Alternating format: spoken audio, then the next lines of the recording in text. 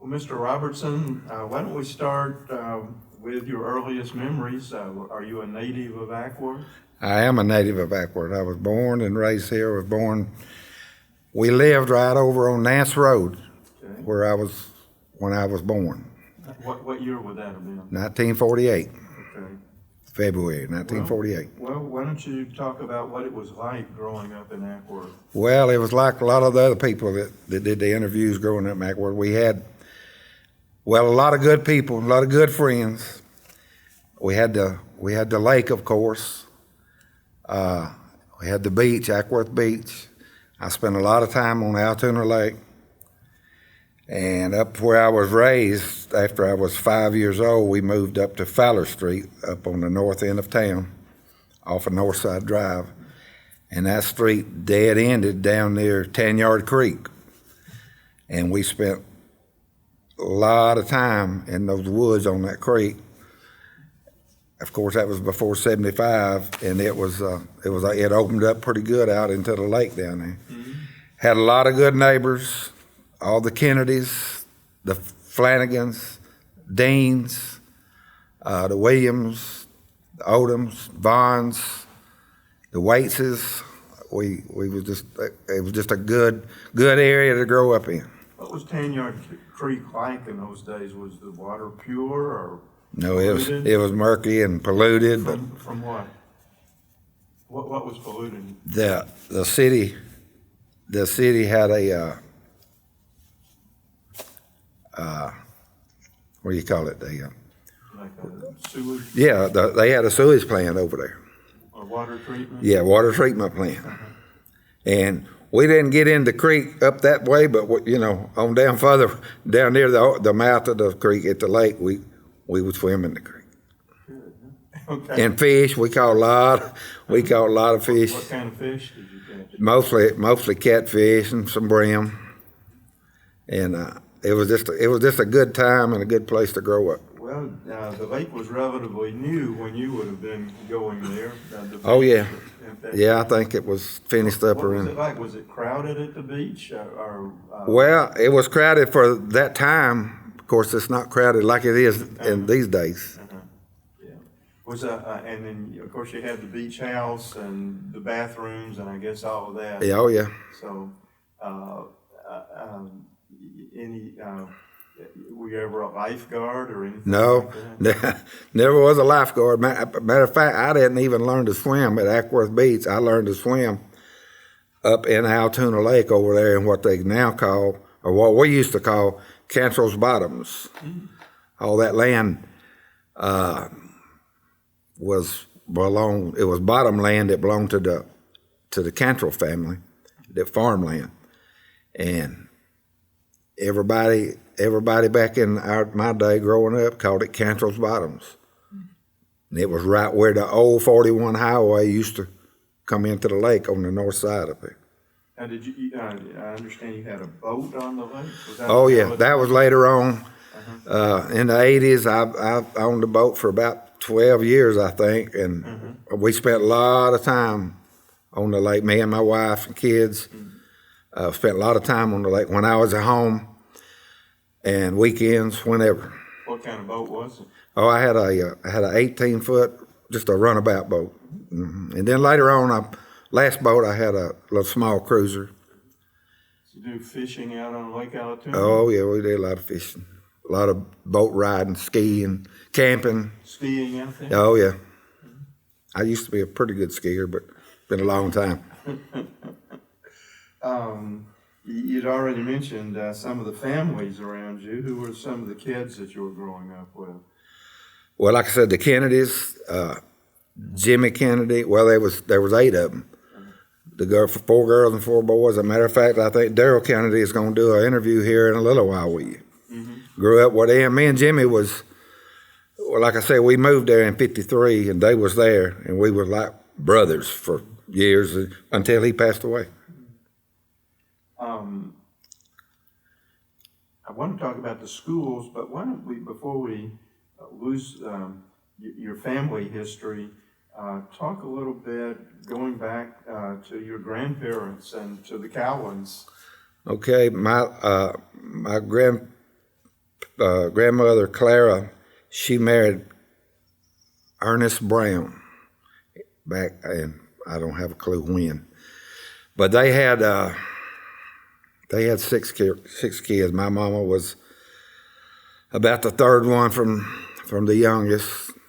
There were 2 girls, 4 boys, and they was all raised here in Ackworth, except my mama's oldest brother. He ventured out to California when he was a young man, stayed out there all of his life in Sacramento.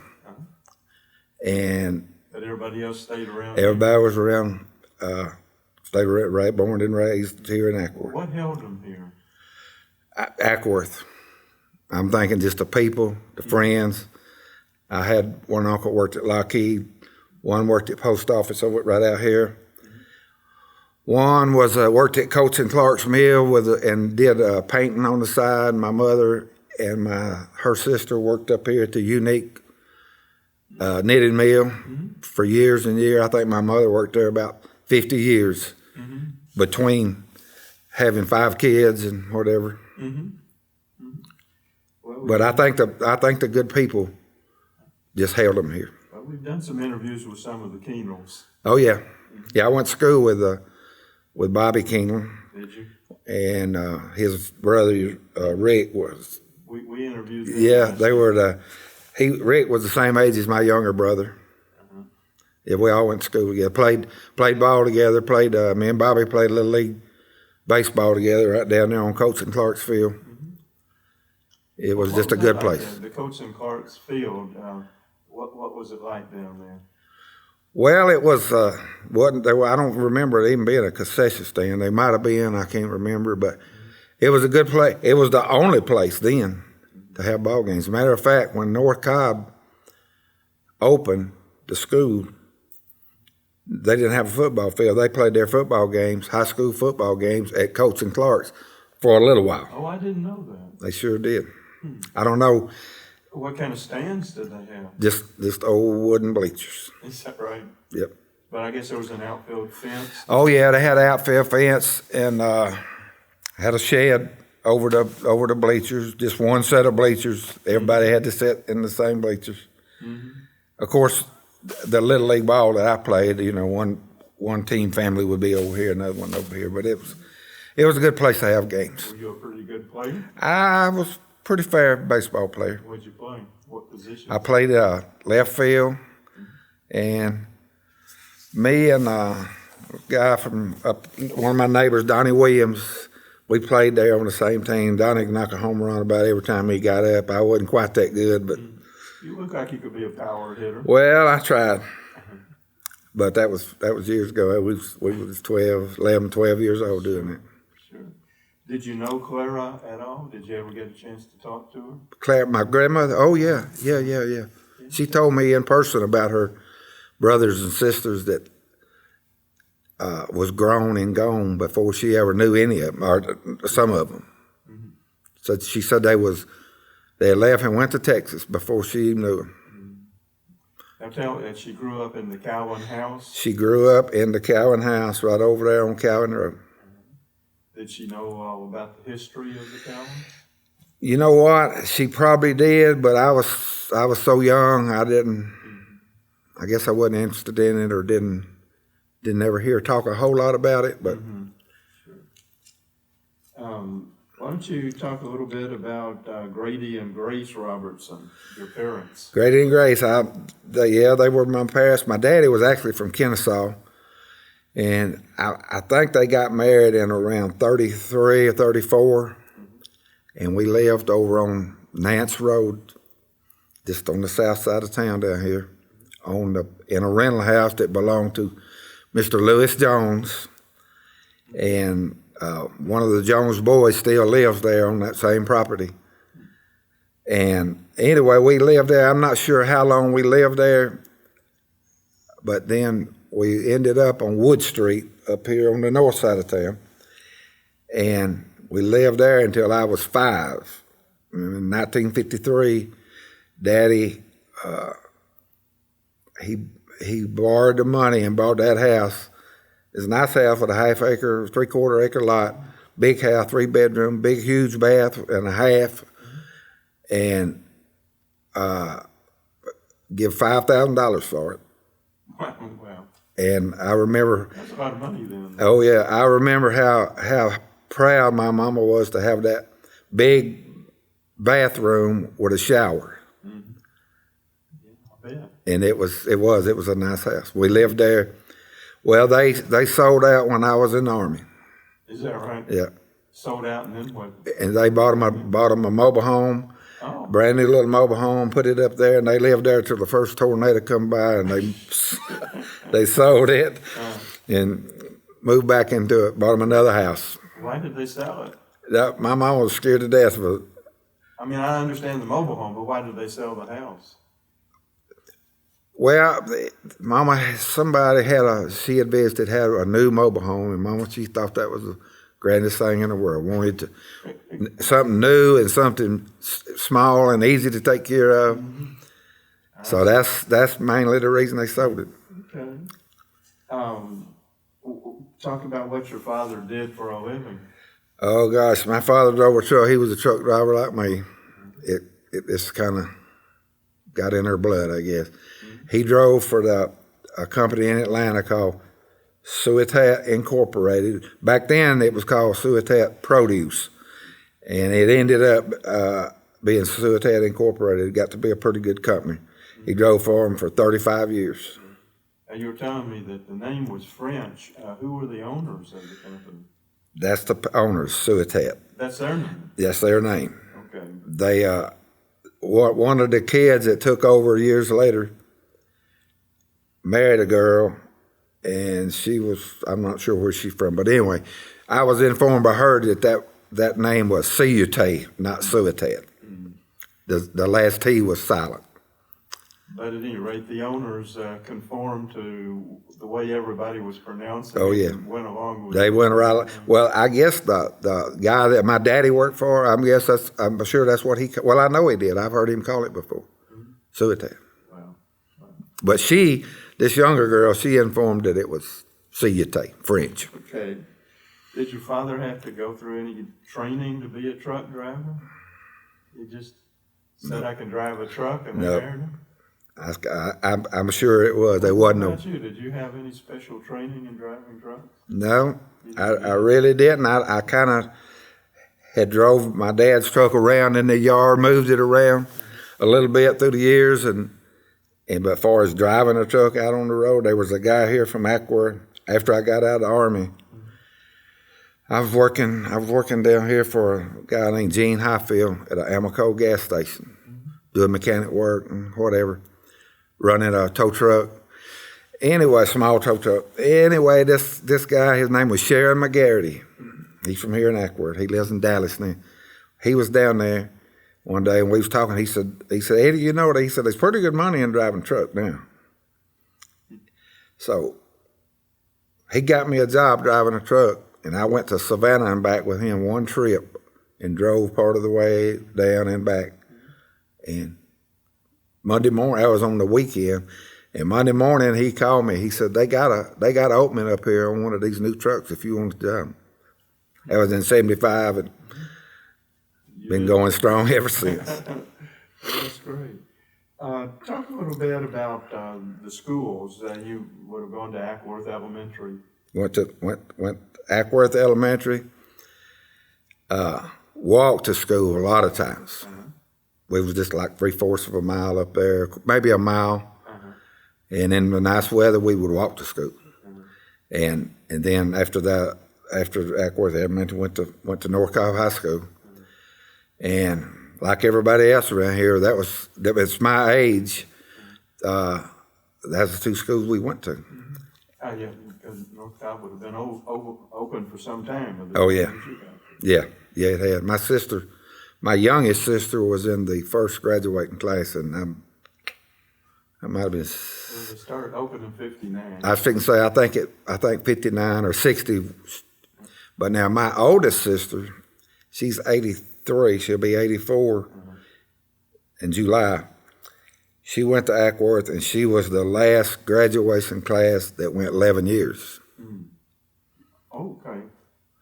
I think she, Well, that's right, up until early 50s, they stopped after 11. yeah, she lives down the street now. She moved away in her early 20s, went to visit an aunt that we had in New York, and she locked it up there and moved back and got her a job, got married, and lived up there most of her life. But now her husband passed away. She's living down here at Dogwood Terrace. Oh, okay. Real nice place. Yeah, some folks in Dogwood there. Do you? Okay. Yeah, that's fabulous. Did you like going to school? Oh yeah. Yes. Did you play I was sports? no, I never did. Other than that, little league baseball, never did get into sports. Okay. But yeah, school was fine. Did you not get into sports because you were working after? Yeah, you know what? I went to work. I worked a little bit of everything. I mowed grass. 12 years old, I took a regular weekend job for a guy by the name of W.B. Jones. He owned a little drive-in restaurant. It was called the Frosty Treat. Where was that located? About a mile and a quarter north on North Main, right before the Bartow County line on the right. The building's not there anymore. But I worked Friday nights, Saturdays, and Sundays, and I got paid $8. But I made pretty good money in tips. Okay. I was a car hop. So $8 for the weekend, was that? Yep. And then, And and during the summer, I mowed grass during the week. I wore a lawnmower out, just pushing it around from 1 yard to the next. And every once in a while, some good friend or neighbor would come by and see me and stop. We'd put the lawnmower in the trunk of the car and haul it down the road. What was a good tip back then? Quarter was real good. 50 cent was super good. Usually a dime or a nickel. Yeah. But it would add up to, with my $8 plus the tips, I'd make 25, $30 at 12 years old. Not bad at 12. No. Probably doing better than if you're carrying papers. Oh yeah, and I did that one time. Before that, I must have been about 10. I didn't have papers, but I started, the little TV guides you used to buy. There was an ad in there where you could buy TV guides and start you a route and sell them. Make 6 cents on each one. I did that and my mom worked at the knitting mill. She'd carry a big stack on Friday and sell them up there for me. Oh, okay. Cost a dime each and sell them for 16 cents. What did she do at the knitting mill? She worked in the finishing room, if you know what that is. Anyway, it was a round machine. A big machine had a bunch of round needles, or needles in a round circle. And she had to put those socks on each one of them needles. That's a unique, right? Unique, yes. Wow. And there was a lot of the local men and women from this area that worked there. A lot of them. My mama had friends that she grew up with that worked there with her. What'd you do for entertainment other than the lake? Well, I was fixing to say, the lake and my neighbor Jim, one of the Kennedy boys, he was a car guy, and me and him worked on a lot of cars together. And that was your entertainment? Yeah. Okay. He bought a car out of a junkyard, and we towed it home with his daddy's pulpwood truck and put an engine in it. I enjoyed that kind of work. Did mechanical things just come naturally? Yeah, I wasn't no heavy mechanic like engine rebuilding or nothing like that, but I was a good, pretty good mechanic as far as doing brakes and water pumps and that kind of stuff. Did your father teach you those things? Daddy was, he was a good mechanic. And like I said, Jimmy Kennedy and all the Kennedy guys, the three older ones, all taught me a lot about mechanics because they was always working on redoing a car, working on one. Did you go to the movies? Oh yeah, they had Talk about had the movie here in Ackworth, the Strand Theater. No, not the Strand. The Legion Theater. And I think Strand and Marietta. Yeah, Strand was in there. Now we would every once in a while we would get together, and some of us would, and some of the maybe a little older had a car, we'd go down there and go to one of the drive-in theaters in Marietta, son. But they had a drive-in theater here in Ackworth. I was going to ask you about that. And Did you go there? yep, went there, and I tell you a little funny Take your story. girlfriend with you? Yeah. Well, no, I wasn't driving by then. Oh, okay. That was before I was driving. Yeah. Okay. I'll tell you a little funny story about that drive-in theater. We would go over there.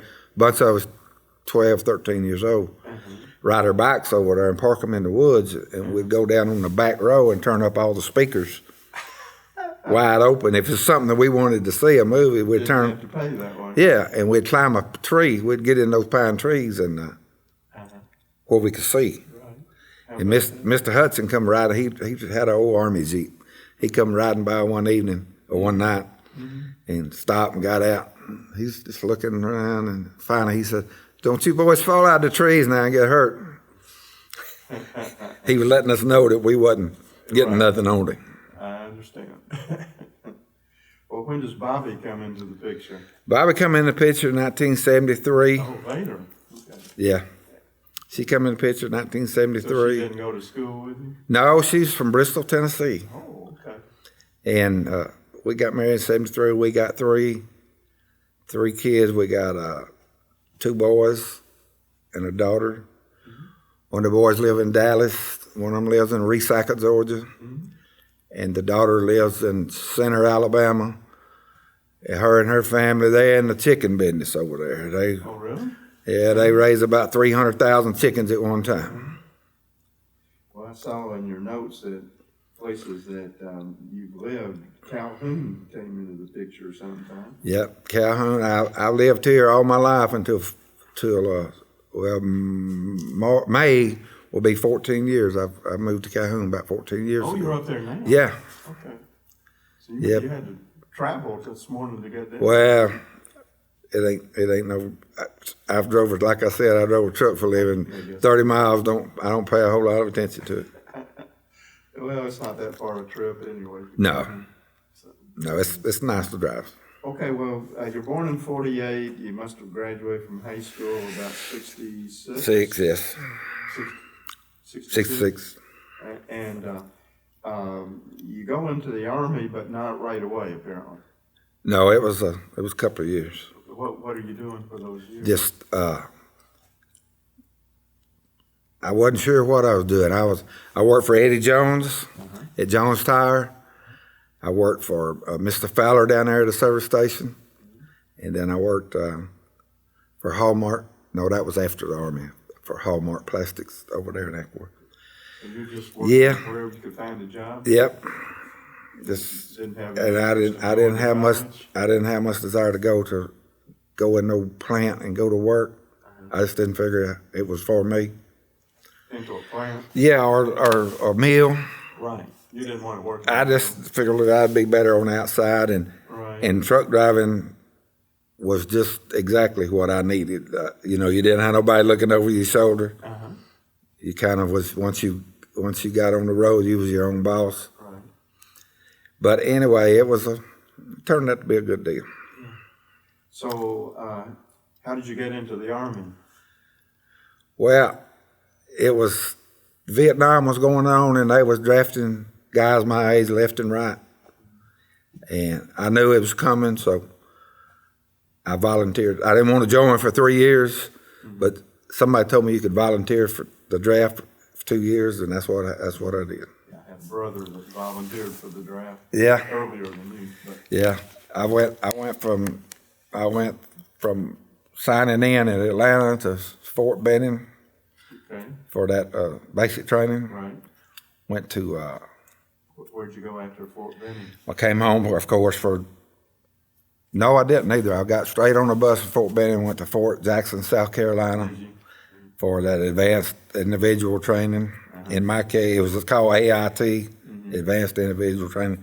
In my case, it was Advanced Infantry Training. And I stayed there 2 months, come home on a 28-day leave, and went straight to Vietnam. Well, I guess at that time, that was probably where most of the people that went through with you were going. Oh, yeah. Most everybody that I was with went to Vietnam. Why don't you talk about that a little bit, if you don't mind? Because you were telling me earlier about the 23rd Infantry and all of that. Yeah, I was in the 23rd Infantry Division, and that was part of the Americal Division. And the Americal Division got started in the 40s in New Caledonia. The Americans was there in New Caledonia in World War II, and they called it the Americal Division. And the 23rd Infantry and a couple of more was in that. A couple of more infantry divisions was in that. Infantry units was in that Americal Division, and our base camp was in a little place called Chulai, and I was a ground infantry soldier the whole 12 months that I was there. They didn't have you driving trucks. Nope. Had me toting a machine gun, Machine. carrying an M60 machine gun. Wow. I was a big boy, so they they knew. Big enough to carry the machine gun. Yeah. Did you have any feelings about the war while you were there? You know what? I really didn't. It was just something that we were all doing. And I mean, I would have rather not been there, but I was there, and I was there to try to stay 12 months and come home in one piece, and which a lot of them didn't. And but it was kind of mixed feelings, especially after I got home. It was more mixed feelings after I got out of Vietnam. But I dealt with it. Well, I mean, at the time, did you have any sense that the war was going well or wasn't going well? No, I really didn't. Just a little bit after the Tet Offensive. Yeah, I just missed it. Well, you know, they would always tell us that we were doing, but we were winning. We had more. Did you believe them? Yeah, like I said, I really didn't. Didn't think about it? I really didn't think about it. You just getting along day by day? Day by day, step by step. Counting the days? Oh, yeah. I didn't really start counting the days till I had about 40 days left. Yeah, a lot of them guys that start counting after 6 months. I just figured that was. How were you treated when you got home? Oh, I was treated okay. The people here, see, I didn't know nothing about. I'd see it on the news, but the people here, when we got back to we landed, we came in Seattle, and I didn't see any of that protesting and whatever, and it's for sure not here in Acworth. I never did understand why people would blame the soldiers. Yeah. It was something we were called to do. So, and a lot of the guys didn't do it. A lot of them went to Canada, and I guess if that's what they felt they had to do, that was their choice. But when you got back to Acworth, everybody here was supportive. Oh yeah, 100%. 100%. So. Let's see, it's a few years before you started truck driving, I guess. What do you do when you get back home? Start back like I think I mentioned it earlier, working. I worked for a guy down here, had an Amoco station, doing my little mechanic work, running a tow truck for him, just everyday work at you do at a repair shop and service station. Why did it take so long to get into truck driving with a sea attached? That your father was already working. I don't know. I never really thought about it, but now I don't know why, because I used to love to go on when I was a kid to go on trips with my dad.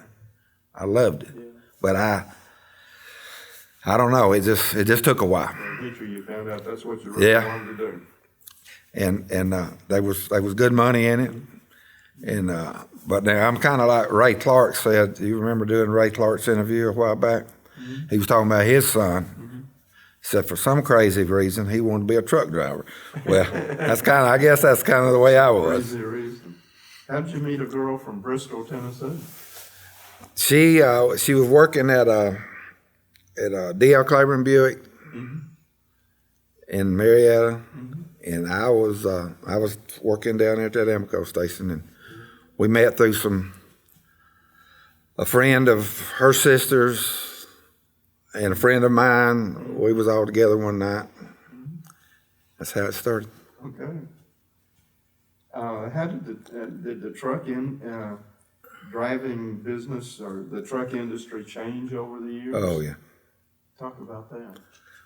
Well, like I said, when I used to go on trips with my dad, he drove an old gas engine, international truck, no power steering, no power brakes, no air conditioner. Wow. And now, even when the last truck I bought, the last new truck I bought, it had cruise control, air conditioner, the trucks my daddy drove didn't even have a bunk, like a sleeper. Really? When I would go with him, I would just be a kid, and they had a bench seat in them. He would sleep on the seat, and he'd make me a pallet in the floor. Okay. But now they got big, what they call studio sleepers on some of those trucks. My goodness. Big queen size bed, cruise control, air conditioners, automatic transmissions. It's 100% different. Well, I was hearing something the other day on the news that there's just a terrible shortage of truck drivers these days. They can't find enough people to drive. That's right. That's the reason you see a lot of, I think that's the reason you see a lot of inexperienced drivers. They hire these guys that's never been in a truck, give them a couple of weeks classroom training and put them on the road with another driver for a couple of weeks and turn them loose. Guess we ought to be watching out for those trucks. Huh? Definitely. But it sounds like with the facilities that you've got on a truck nowadays, that it would be attractive to a lot of people. Oh yeah, well it is, and like I said before, there's good money in truck driving. I know a guy. I talked to him last year. He drove for a union Teamster company, and him and another guy, they run what they call a team, two guys on a truck, and they went to California and back every 5 days, and they made $2,100 each. So why do you think there's such a shortage of truck drivers? I don't know. Now all them companies don't pay that kind of money, but that's pretty good money for a 5 days work. So how did the Eddie Robertson hauling and trucking company come about? Well, I was driving for Ceotat, and being gone a lot. The kids was young, and I had a friend down in Kennesaw. His name was Eddie Tucker, and he had a boat, and we was hanging out a lot at the lake together. And matter of fact, he had a little cabin up Altoona Landing. We was me and my wife and him and his wife. We was together a lot. He was in the dump truck business. He told me, he said, "Hey, why don't you quit being a over the road truck driver and buy you a dump truck?"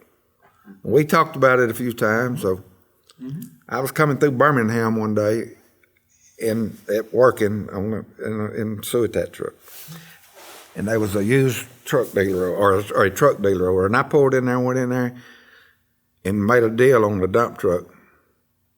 Come home, come to Atlanta, quit that job, and went to Birmingham the next day and picked up that dump truck. That was on Friday, and went to work with it the very next morning on Saturday morning.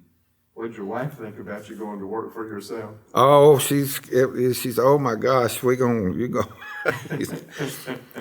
But she really wanted me to, but I guess when she found out the price it cost to buy a dump truck, but she wanted me to go in business herself and be at home, and that lasted 12 years. And then one day I went home and told her, I said, I'm selling out a dump truck. I'm going back, do something else.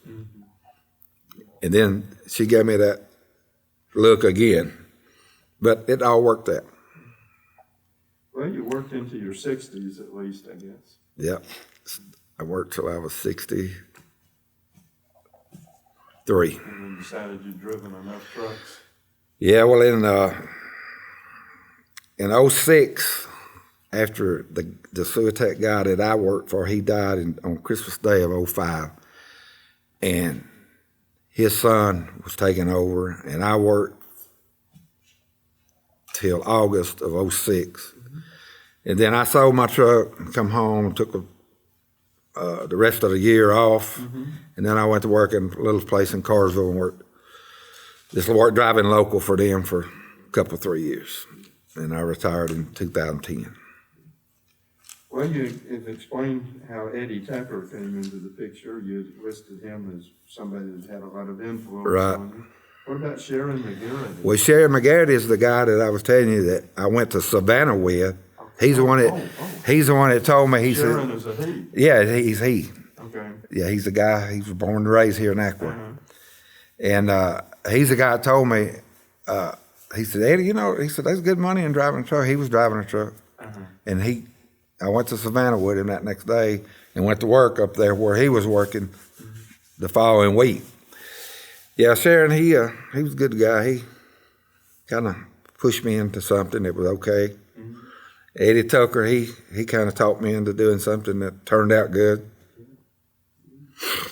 Well, what has kept you in Ackworth all these years? Friends, the good people. I'm telling you, Ackworth, well, you've heard a lot of people say it, I'm sure. Ackworth is a good place to be raised, go to school, live. Good people. You ask somebody for a favor, and you get it. And if somebody asks you for a favor, you're gonna try your best to do it. And Calhoun's like that too? I've made a lot of friends in Calhoun, 14 years. Sure have. Got some real good friends up there. And you got 4 grandkids now. Yep. Got one in Canton. I got one in Recycle. He's graduating this year, going to Georgia Southern College to play football. Oh, fantastic. And then I got 2 in Alabama. They live in Center, Alabama with their parents. They're homeschooled. And like I said, their daddy is a chicken farmer. Got 6 huge chicken houses, 300,000 chickens. Well, what would you like to talk about that we haven't covered? I think we about covered all the bases. Okay. Anything else you want to ask me about? No, I think we've covered all the bases too. Yeah. Thank you very much. I will say this, if I were to ever decide to move again, it would be back to Ackworth.